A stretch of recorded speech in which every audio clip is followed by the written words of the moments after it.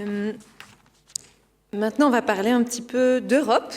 Et donc, j'invite à venir rejoindre la scène, comme il le peut, notre collègue Davide Lanzelotti, pour vous parler de la cellule projet européen. Et il sera suivi par la présentation d'une... je ne la vois pas, mais de... Oui, Mélanie Raskin, qui viendra présenter le service projet européen de la commune de Schaerbeek. Merci.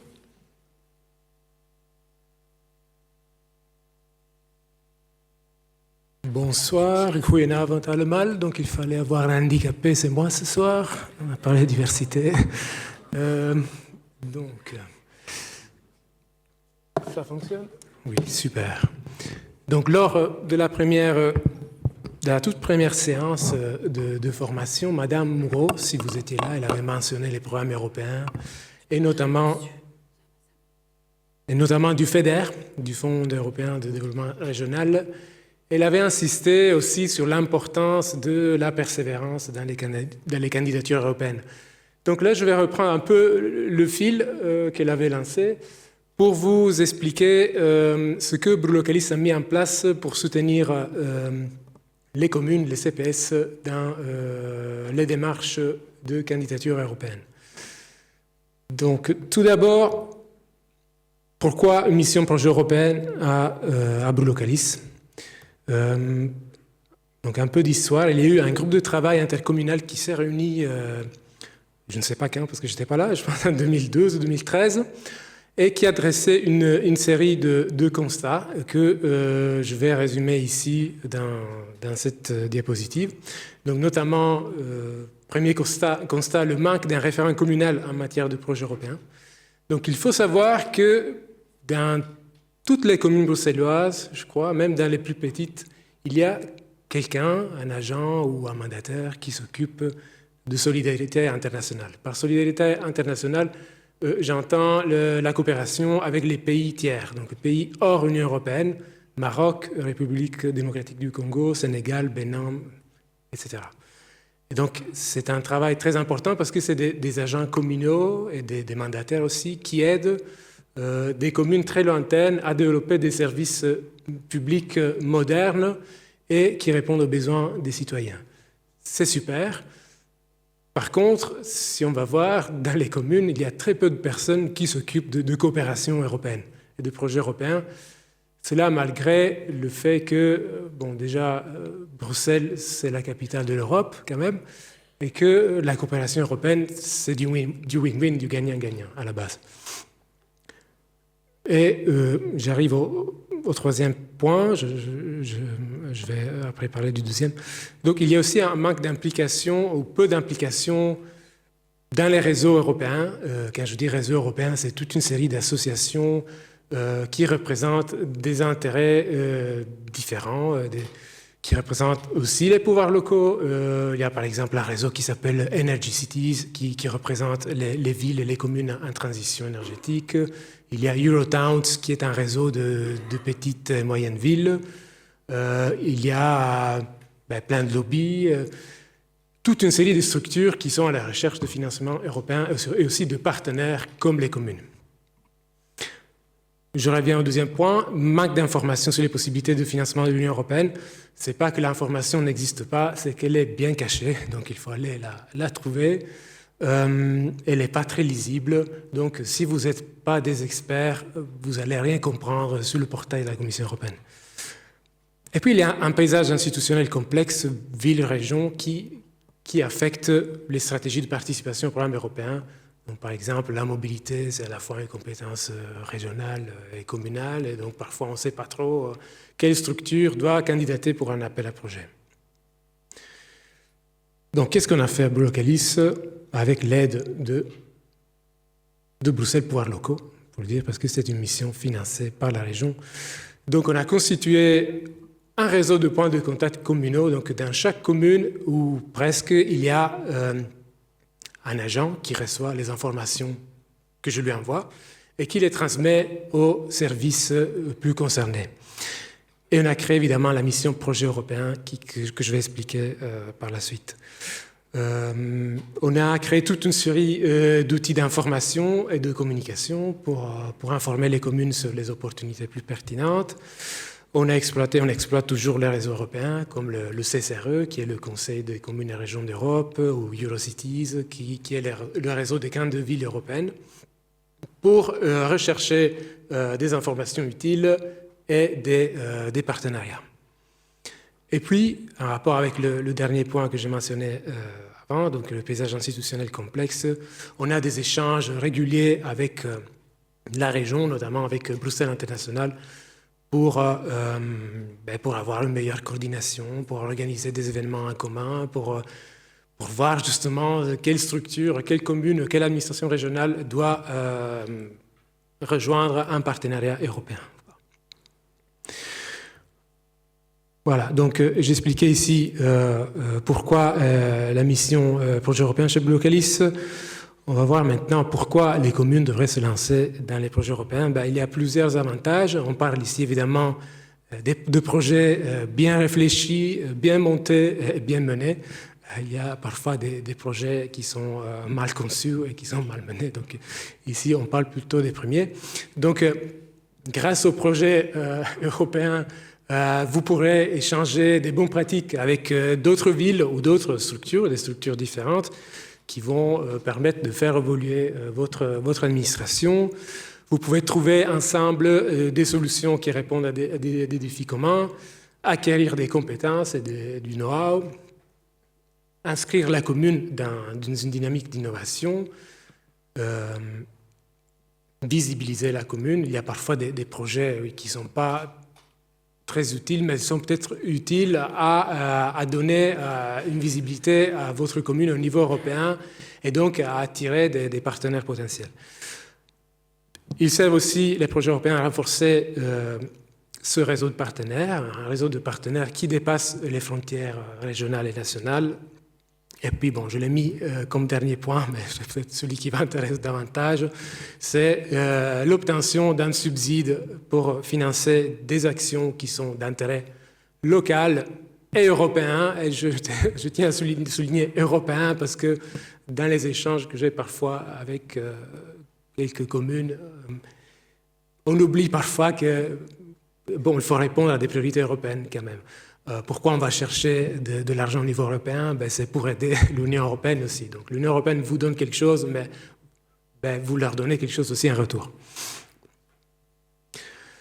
Donc les opportunités sont nombreuses. Faut-il encore les... Il y a quelque chose ici, pardon. Je ne vais pas tomber. Donc les opportunités sont nombreuses, faut-il encore les identifier, les exploiter? Et c'est à ce niveau-là qu'intervient notre mission qui est structurée autour de 3 axes principaux. Un axe information et sensibilisation qui se fait via une série d'outils numériques que nous avons développés et que je vais présenter tout de suite, mais aussi via les réunions du groupe de travail Europe. C'est un groupe de travail intercommunal. Deuxième axe, le renforcement des capacités, donc le développement de l'expertise des communes via des formations, des séances d'information sur les appels à projets européens et via l'accompagnement individualisé. Et puis, le troisième axe, la capitalisation de l'expérience des communes, des CPS, à travers l'échange de bonnes pratiques sur les projets achevés notamment, mais aussi via des synergies avec la région de Bruxelles-Capitale et d'autres acteurs. Donc, quels services nous avons développés? Tout d'abord, je pense l'accompagnement, c'est le plus important, mais ce n'est pas l'accompagnement. Donc, on ne va pas écrire le projet à la place de la commune ou du CPS, mais notre accompagnement peut aller très loin et prendre 2 formes. Une forme que je vais définir un standard, j'appelais ça GTE. Donc, nous pouvons proposer des pistes de financement sur base d'une idée que vous pouvez nous envoyer par email ou nous communiquer par téléphone. Nous allons vous informer sur les sessions d'information concernant les appels à projets qui répondent mieux à votre idée de projet. Nous pouvons répondre à des questions précises, spécifiques sur l'appel à projet pour vous éviter de naviguer dans des dizaines de pages en anglais. Et nous pouvons donner un avis général sur votre dossier de candidature. Bon, je ne vais pas rentrer dans les conditions spécifiques, quand est-ce qu'il faut envoyer le dossier, etc. Et puis, nous avons développé un service pour un accompagnement plus soutenu, grâce auquel nous pouvons vous donner un avis déjà en amont sur la finançabilité, la recevabilité de votre projet. Mais là, nous vous demandons quelque chose en plus. Nous vous demandons de nous envoyer une fiche projet qui répond à une série de questions qui me permettra de vous donner cet avis déjà en amont et donc de vous épargner du temps si le projet n'est pas recevable. Nous pouvons vous aider dans le benchmarking du projet. Qu'est-ce que c'est? En fait, c'est voir quels projets similaires ont été déjà financés au niveau européen pour vous démarquer, en fait, pour vous inspirer déjà de ces projets, mais pour aller plus loin afin que votre projet soit finançable. Puis, je peux vous donner un input dans chaque phase du montage du projet, donc vous suivre vraiment, du début à la fin, analyser les éléments budgétaires, ajuster le budget s'il n'est pas bon, et fournir la lecture critique du dossier de candidature, éventuellement proposer des modifications.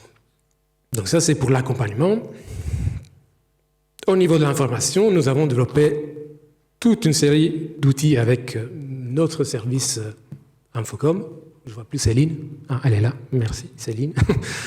Donc, nous avons, et vous le savez peut-être déjà, vous avez peut-être déjà vu cela sur notre site web, nous avons une base de données subsides qui est une véritable mine d'informations sur les subsides belges européens. Vous avez plus ou moins 1000 fiches synthétiques qui expliquent les conditions pour obtenir des subsides au niveau belge ou européen.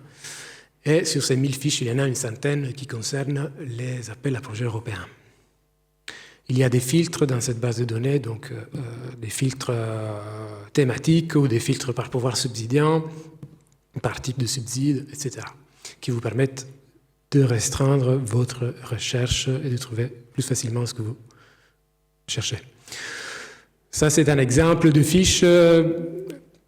Bon, j'ai dû faire plusieurs screenshots pour la montrer sur une page. Mais en gros, dans une fiche, on reprend ces rubriques principales, l'objet, donc sur quoi porte l'appel à projet, quels sont les objectifs principaux, les priorités, etc., les activités finançables, les conditions d'octroi du subside. Il y a parfois dans les appels européens des conditions très strictes concernant le nombre et la provenance des partenaires, donc il faut bien veiller à ces conditions, le montant de l'intervention, le taux de financement de l'Union européenne, et les modalités de liquidation du subside. La procédure d'octroi, évidemment.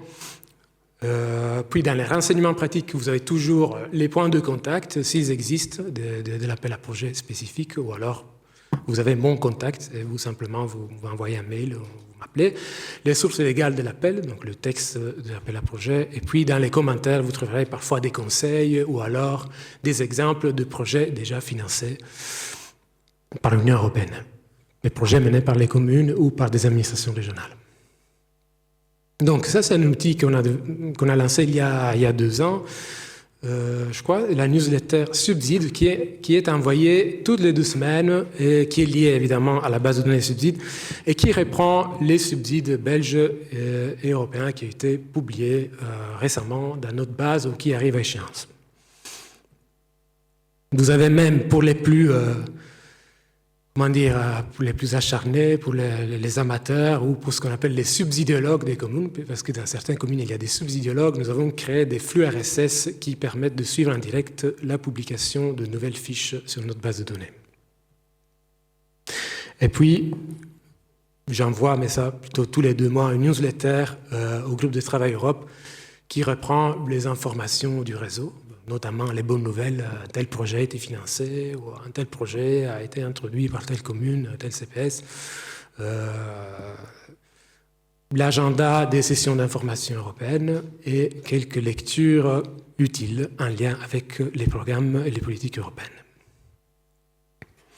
Et puis, on a aussi d'autres outils. On a un calendrier des appels à projets, par exemple, qui reprend toutes les deadlines, donc toutes les dates limites pour l'introduction des dossiers de candidature, à la fois pour les subsides belges et européens, toutes les sessions d'information, et des tableaux synoptiques qui vous aident, c'est un peu comme des matrices de financement qui vous aident à choisir le programme belge ou européen plus pertinent pour votre projet. À côté de cela, je parlais du 12e axe de notre mission, donc le volet sur le renforcement des capacités. Nous organisons des formations à la fois chez Brulocalis, mais aussi dans vos communes, si vous voulez. S'il y a assez de participants, je ne vais pas me déplacer pour 3 ou 4 inscrits. Normalement, on parle plutôt d'une dizaine de participants. À Scarbeck, qui sont toujours prenants, on a organisé déjà 2 formations avec une vingtaine de participants. Donc, je peux venir chez vous, à la fois pour les formations, pour discuter votre projet. Et puis du réseautage, on organise des visites des institutions européennes. Et ici, j'ai mis des photos concernant des visites de la Commission européenne. Je dirai un mot à la fin sur cela aussi. Maintenant, quels sont les programmes plus pertinents pour les pouvoirs locaux? Ici, je vous ai mis un petit tableau, hein, je vais pas... J'ai un temps limité, donc je vous présente juste un petit tableau qui vous explique quels programmes peuvent financer vos projets, selon qu'il s'agisse d'un projet d'échange de bonnes pratiques, de planification, de construction d'un plan d'action, d'une stratégie, ou qu'il s'agisse d'un projet d'infrastructure. Dans ce cas-là, ce sera plutôt le FEDER, qui est un programme qui est géré aussi par la région. En fait, c'est un programme en gestion partagée. Vous avez l'Union européenne et la région capitale qui le gèrent. L'initiative urbaine européenne, ce qui sera plutôt pour des projets plus innovants. Et puis voilà, les projets innovants, justement, le programme Horizon Europe, LIFE, etc. Ou alors des projets visant à améliorer la gouvernance, l'information, ou à faire de la sensibilisation. Et donc là, vous aurez plutôt des projets LIFE, Interreg. Maintenant, ces mots, ils ne vont rien vous dire, mais si vous allez sur notre base de données subside, vous tapez le nom, vous allez tomber sur la fiche synthétique qui vous expliquera tout. Maintenant, on a vu pourquoi cette mission, quel programme, quels outils on a développés, quelques points d'attention qui viennent un peu de l'expérience qu'on a pu développer, quelques conseils aussi que je peux vous donner. Essayez de penser, quand vous vous lancez dans les démarches européennes, essayez de penser projet plutôt que subside. Je vois que les agents, les mandataires aussi, sont souvent obnubilés par le subside, surtout quand on lit 2, 3 millions, 4 millions, 5 millions. Wow. Attention, on ne va pas financer tout et n'importe quoi. Il faut arriver avec un projet qui a un degré de maturité déjà assez important. Donc, on n'arrive pas avec des idées. Oui, peut-être je ferai cela ici. Non, il faut présenter un projet bien structuré avec un plan d'action, avec un budget solide et crédible. On ne fait pas des projets toujours avec, comment dirais-je, des usual suspects, donc les structures avec lesquelles vous avez l'habitude de travailler au niveau régional. On est ici dans une optique de collaboration internationale. Donc, l'idée, c'est de s'ouvrir à l'international, à vos pays voisins, même à la France, aux Pays-Bas, ils ne sont pas très loin. Vous faites cela très bien avec le Congo, le Maroc, pourquoi pas avec des pays européens. Et puis, bon, comme je le disais avant, il faut que les priorités de vos projets soient alignées avec les priorités européennes. Donc, bien lire, bien étudier surtout les priorités spécifiques, les objectifs spécifiques des appels à projets. Donc, l'Union européenne, il faut savoir, vous voulez faire des projets très visibles, c'est compréhensible parce que vous êtes le niveau plus proche des citoyens. Il faut savoir que l'Union européenne n'a pas vocation à financer des infrastructures ou des investissements, avec quand même quelques exceptions. J'ai déjà mentionné le FEDER, il y a aussi l'initiative urbaine européenne qui peut financer des investissements, mais il n'y a pas des masses de fonds qui vont faire cela, ou alors avec des règles très strictes. Les collègues parlaient des RH, justement. Parfois, on veut utiliser les fonds européens pour financer des nouvelles ressources humaines. C'est parfois possible, mais attention, il faut réfléchir à la durabilité de la démarche. Le financement de l'Union européenne est lié à un projet, il n'est pas lié à une mission spécifique de votre commune. Donc, vous risquez d'arriver à la fin du projet, de ne plus pouvoir financer ces ressources humaines et donc de poursuivre le projet. sauf si vous trouvez un autre financement, évidemment. Donc la charge administrative d'un projet européen n'est pas négligeable, à la fois en phase de préparation de gestion. C'est pour cela que je suis là, et c'est pour cela que certaines communes bruxelloises ont eu la bonne idée de mettre en place une cellule subside ou même une cellule partenariat européen. C'est le cas de Schaerbeek qui va parler dans quelques instants. Et puis, dernier point d'attention, le double financement. Qu'est-ce que ça veut dire? On ne peut pas faire financer une rénovation énergétique, par exemple, à la fois par le FEDER et par le programme Reino-Click, parce que les deux reçoivent des subsides européens. Voilà. Je vous remercie pour votre attention et ik wens u een fijne avond. Quand on se casse une jambe, on peut apprendre quelques mots en néerlandais. Merci pour votre attention. Buona serata.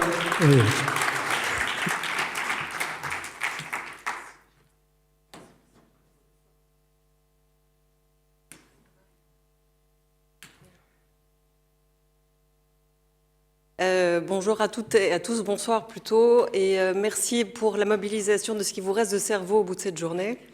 Je vais essayer d'être dynamique et straight to the point, comme on dit en anglais. C'est une langue qui est très utile pour les projets européens.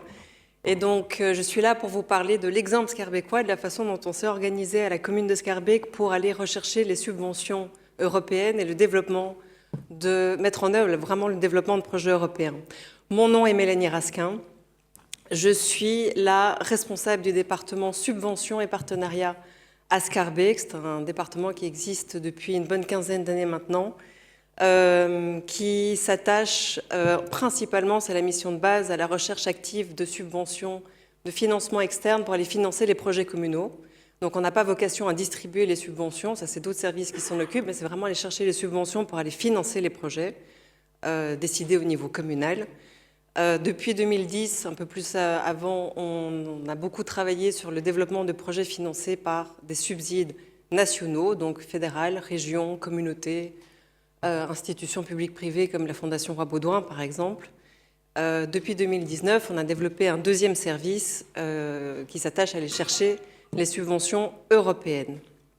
L'objectif, c'est le développement, le suivi, l'appui et la gestion de projets.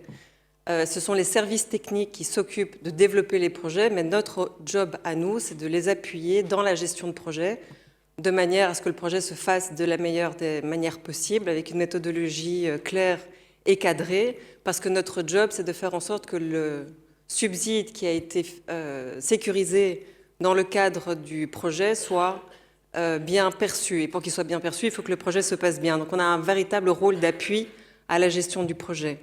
Pour faire ça, on a besoin de développer un bon réseau interne de partenaires.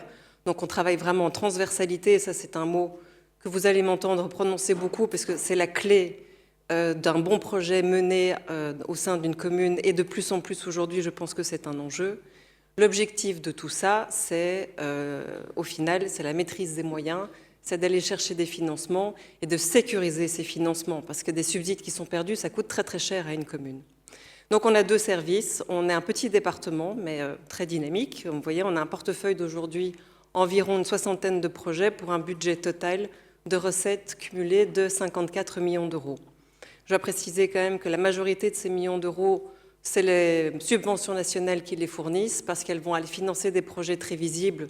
On en a parlé comme des crèches, écoles, des équipements divers et variés, socio-culturels, de sportifs, la rénovation de la voirie aussi, et donc ça, ce sont des investissements durs.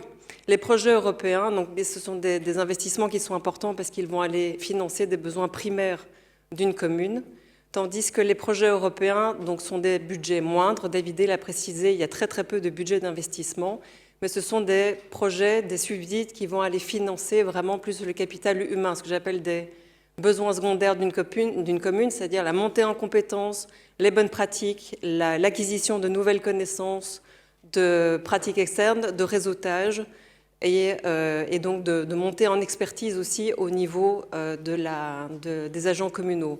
Madame DRH de Uccle parlait de la façon de motiver des agents en interne et de garder les talents. Ça, c'est une bonne manière, par exemple, avec les projets européens, d'y arriver. Mon focus, donc, c'est sur les projets européens, services, programmes européens et internationaux. Je vais l'appeler SPEI pour que ce soit plus court. L'objectif du service, mais qui est transversal à tout notre département, donc c'est professionnaliser l'administration dans le développement, la gestion et la recherche de subventions et de développement de projets européens qui répondent à des enjeux locaux et aux priorités communales, mais dans le cadre de thématiques européennes. Donc il faut faire combiner les deux. Les objectifs stratégiques du service, donc aller chercher des moyens supplémentaires pour développer des politiques publiques innovantes. L'innovation, c'est très important. La transversalité, je l'ai déjà dit, je le redis et je le redirai, c'est la clé pour la gestion de projets et la gestion de projets complexes. Les enjeux de territoire sont aujourd'hui au niveau d'une commune de plus en plus complexes, de plus en plus larges. On ne peut plus se permettre, je pense, aujourd'hui de faire la gestion de projets en silo et par service. Il faut souvent des équipes projets multidisciplinaires. La transversalité est un enjeu important en interne et puis le partenariat externe aussi. La montée donc de compétences en gestion de projets complexes, je viens de le dire, et les projets européens permettent cette montée en compétences. Valoriser les expertises internes, c'est clairement un des plus-values évidentes des financements européens. Et alors, ça permet de promouvoir l'innovation au niveau technique, technologique, mais aussi au niveau ressources humaines et gouvernance. Je donnerai quelques exemples en fin d'exposé sur des projets très très concrets sur lesquels on a travaillé ou on est en train de travailler et les différents modèles qui existent en termes de financement européen. Les bénéficiaires de tout ça, c'est évidemment les citoyens. Les projets visent toujours le bien-être des citoyens, le territoire communal au niveau physique et puis les agents communaux qui montent en compétences et en expertise. Et à partir du moment où un agent sait bien gérer son projet, eh bien, le bénéficiaire direct, ce sera le citoyen en aval. De manière très pratico-pratique, comment s'est passée la mise en place du SPEI? Donc, c'est vraiment une décision du collège en 2019, un peu avant de créer ce service.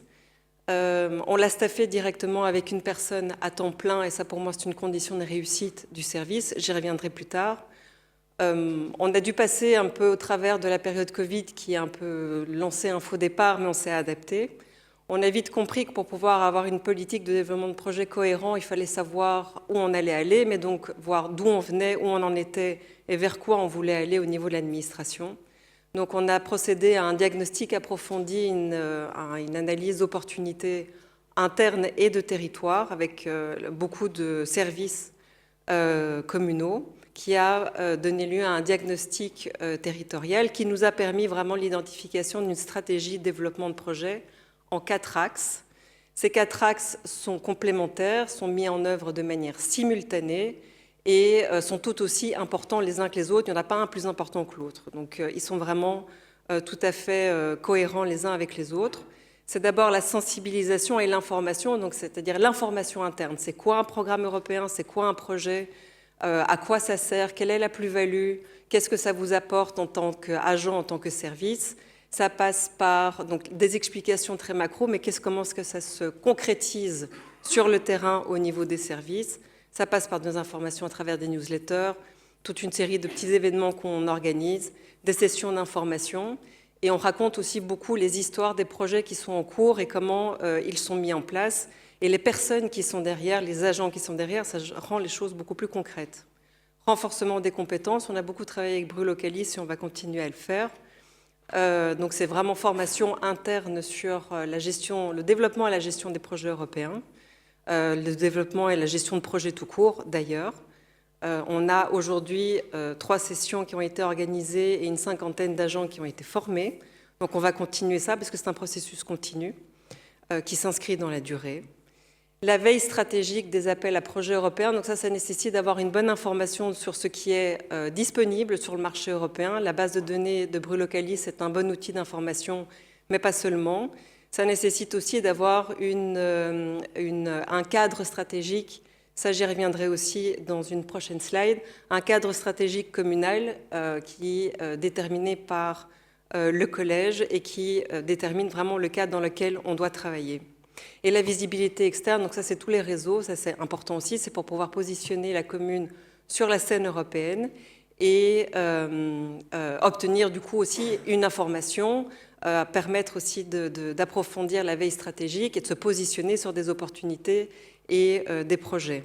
Cette stratégie a été approuvée formellement par le Collège en février 2022. Elle est mise en œuvre depuis lors, elle est monitorée de manière hebdomadaire et elle est évaluée, on remet un rapport d'évaluation au Collège une fois par an, à date anniversaire. À Scarbeck, on a décidé de se doter des moyens suivants pour pouvoir mettre ces missions en œuvre. D'abord, donc, je vous l'ai dit, c'est un temps plein de niveau A, donc vraiment un chargé de programme et de financement européen qui est en charge de mettre en œuvre ces missions. C'est extrêmement difficile d'avoir une politique ambitieuse de mise en œuvre et de développement de projets européens si on fait un autre job à côté. Donc, il faut quelqu'un à temps plein pour ça. C'est pour moi vraiment une condition de réussite. C'est un profil expert en développement de projets et en développement et en programmation européenne. Le financement peut se faire partiellement par un subside, mais ça se fait toujours au travers d'un projet, donc c'est quelque chose qui se met en place de manière progressive. Les autres ressources qui sont mises à disposition du SPEI pour la mise en œuvre de ces missions à Scarbeck de manière récurrente, c'est l'inscription à ces réseaux européens dont je vous ai parlé, qui sont des réseaux auxquels la commune a décidé de s'inscrire parce que les thématiques portées par ces réseaux sont d'intérêt communal, mobilité, développement durable, énergie, démocratie locale, par exemple, pour ne citer que celle-là. Le déplacement des agents dans le cadre des missions, il y a beaucoup de voyages qui sont organisés, des voyages d'études, des workshops, des festivals, des missions de réseautage. On a un budget qui est affecté spécialement à ça, pour le service, mais aussi pour tous les agents qui participent aux missions et aux réseaux. Donc, il n'y a pas que les agents du SPEI qui se déplacent. Un budget traduction, même si l'intelligence artificielle fait de mieux en mieux le boulot. Confier ça quand même de temps en temps à un être humain, ça a aussi son intérêt. Les ressources financières qui ne sont pas structurelles, mais qui ont bien aidé la commune à se doter d'abord d'une stratégie, c'est l'étude d'opportunité. Et puis, actuellement, on a une mission d'assistance technique. On a 2 consultantes qui nous appuient dans le développement de nos missions, parce que pour nous aussi, c'est quelque chose qui était neuf et donc sur lequel on a dû aussi monter en compétence, nous, au service. Tout ça se fait de manière aussi empirique pour nous également. Les conditions de réussite pour qu'un service et des missions comme celle-là se mettent en place et fonctionnent, c'est évidemment en tout premier lieu, il faut le soutien de l'administration, le soutien hiérarchique et le soutien politique. Sans ça, ça ne vaut même pas la peine de commencer. Voilà, on a un service qui a été créé parce que le collège a décidé que c'était une opportunité à saisir pour la commune, mais après, il faut aussi convaincre l'administration parce que des projets européens, c'est une nouvelle culture de projet. On parle en anglais, on voyage, on se déplace, c'est parfois des projets transnationaux. C'est une nouvelle culture de projet, donc il faut sensibiliser, il faut convaincre les collègues là-dessus. Il faut un cadre stratégique, il faut savoir où on va, il faut savoir pourquoi on travaille. Sinon, on court partout comme des poules sans tête. Donc, il faut savoir pourquoi on monte un projet. On ne saisit pas un subside pour développer un projet, c'est l'inverse qui doit se passer. La maturité pour une nouvelle culture de travail, ça je viens de le dire, c'est vraiment très important. Et tout ça est très cohérent les uns avec les autres. Il faut l'adhésion des services aussi. Donc, il faut savoir pourquoi on travaille, il faut l'adhésion, il faut que tout ça ait du sens. Donc, on travaille sur une analyse d'opportunité. À partir du moment où un service nous dit « j'ai pas le temps, c'est un no-go » ou « ça n'a pas de sens » ou « je ne veux pas », on n'y va pas. Si par contre ça rentre dans le cadre des priorités et des missions d'un service et que ça colle aussi évidemment avec un objectif stratégique du collège, alors le projet a du sens et on peut y aller. Il faut une validation collégiale des démarches, il faut que tout le monde veuille y aller, il faut une coordination qui soit forte, il faut une claire répartition des rôles et un ordre de marche qui soit bien implanté. Et évidemment, un réseautage progressif au niveau européen, mais tout ça se met en place au fur et à mesure. Les pièges qui sont à éviter absolument, et ça je parle d'expérience, c'est éviter la précipitation. Vouloir y aller trop vite, on y va tout seul, mais ensemble, on va beaucoup plus loin, mais c'est plus lent. Donc les baby steps, c'est vraiment un concept que j'applique au jour le jour, qui demande de la patience, mais qui permet aussi une évolution positive et progressive, mais très positive et très concrète. L'absence de rôle, de tâche, je l'ai dit, dans les conditions de réussite, c'est indispensable.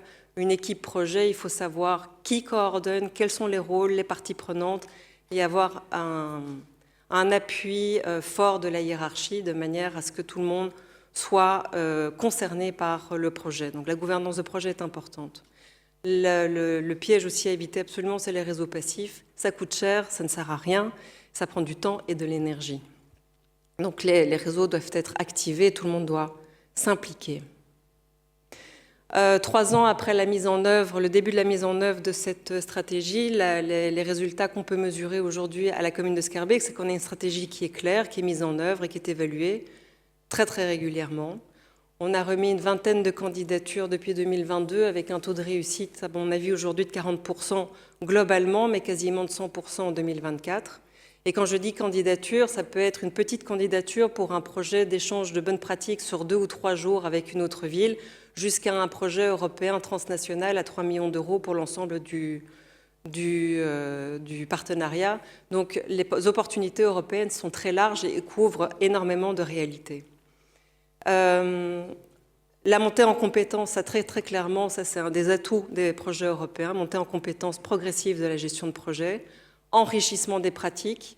Donc là, on est sur vraiment ce que j'appelle les besoins secondaires de la commune, mais qui sont essentiels de manière à pouvoir faire avancer les projets.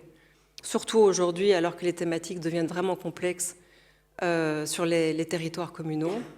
Valorisation de l'expertise interne, il y a beaucoup de programmes qui permettent de mettre en avant l'expertise interne des agents, comme le programme Peer Review, j'y reviendrai, ou le festival Urbact, qui va avoir lieu bientôt et qui permettent aussi de permettre la visibilité de la commune sur la scène européenne, le rayonnement de la commune, tout ça est cohérent, et le renforcement de la gouvernance collective ou de la transversalité, qui est une condition sine qua non de réussite de gestion de projet, qu'il soit européen ou pas. La perspective pour le SPEI aujourd'hui, et ça c'est l'enjeu pour la prochaine mandature, c'est vraiment d'inscrire le service dans la durée. Pour moi, le SPEI et les missions du SPEI doivent surtout servir la commune dans la gestion de projet de manière générale, et c'est un outil qui doit permettre d'aider la majorité des services de la commune dans le développement de leurs propres projets, la montée en compétences et de leur expertise. Donc, pour moi, c'est un service qui doit s'inscrire de manière vraiment très transversale, en appui, en support et en accompagnement. Et qui s'inscrit dans le cadre du département subventions et partenariats qui, globalement, joue le même rôle, que ce soit des subventions nationales ou européennes. Renforcement de la transversalité, mais ça, c'est un processus continu et qui doit se renforcer. Et faire du SPEI une pratique pérenne dans la vie administrative schaerbécoise. Je vais terminer avec quelques exemples concrets. Je les ai choisis parce qu'ils sont tous en cours ou ils viennent juste de se terminer et recouvrent différentes réalités de projets et d'opportunités européennes. Ça va du projet très local au projet transnational et des opportunités vraiment très ponctuelles qui concernent là quelques agents. Le projet Gohard Scott, par exemple, qui est un projet local, financement européen, mais pour un projet très local, localisé vraiment dans le quartier nord, avec un partenariat avec la Fédération des services sociaux. Donc un financement qui a financé 50% du budget environ, avec des thématiques qui vont de la revitalisation urbaine à la cohésion sociale, la prévention ou le développement durable. Donc c'était très large comme projet. Empower, lui, a une vocation régionale. Il recouvre donc 3 communes, Bruxelles-Ville, Ixelles, Schaerbeek et 2 ASBL, avec des thématiques qui, elles, sont tournées vers la communauté d'énergie et la transition climatique. Financement européen à 100% du programme Horizon Europe, donc c'est un projet de recherche et de développement. Le projet Green Demo, lui, est un projet transeuropéen. On est 14 partenaires, recherche-développement également. Recherche qui sera assurée par une série de centres universitaires et de centres de recherche, et le développement qui sera assuré, lui, par des villes européennes, et dont les thématiques principales sont d'assurer la transition, d'outiller les administrations locales sur la transition climatique tout en préservant et en renforçant l'aspect de la démocratie locale, la transition climatique juste. Et là, l'objectif pour Schaerbeek, qui se retrouvera plutôt en ville suiveuse et donc récipiendaire en fait, des bonnes pratiques et des recherches qui vont être développées, c'est de pouvoir justement appuyer la commune sur la montée en compétences de projet.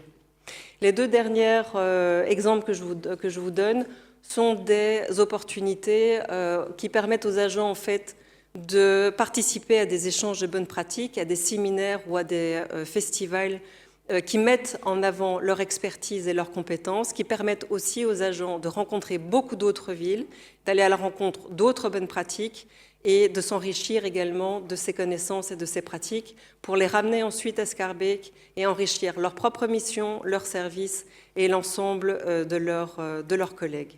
Et donc tout ça est un processus continu, complémentaire et qui s'inscrit vraiment dans la durée. Voilà, j'ai fini, je vous remercie.